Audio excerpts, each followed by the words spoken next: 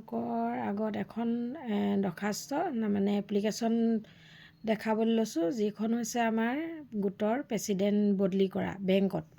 এতিয়া দেখা পাব এয়া মাননীয় যোৰহাট অসম গ্ৰামীণ বিকাশ বেংকৰ সঞ্চালক মহোদয় সমীৰ পেশু। আপোনালোকে যিটো বেংক হয় সেই বেংকটোৰ নাম আপোনালোকে লিখিব।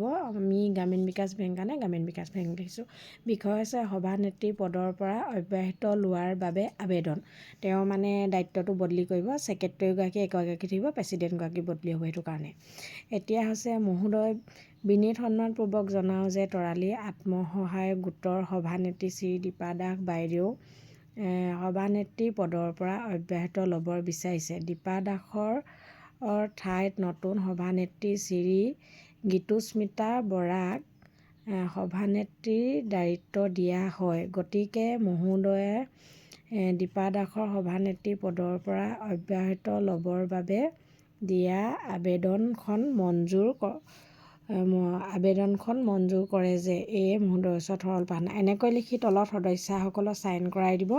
ছাইনটো কৰাই আৰু চিলটো মাৰি কিন্তু পুৰণা প্ৰেচিডেণ্ট ছেক্ৰেটেৰী ছাইন কৰাব। যেতিয়ালৈকে বদলি নহয়, বদলি হোৱাৰ পিছতহে এওঁৰ জেগাত নতুনগৰাকী নাম আহিব। আজি ইমানেই।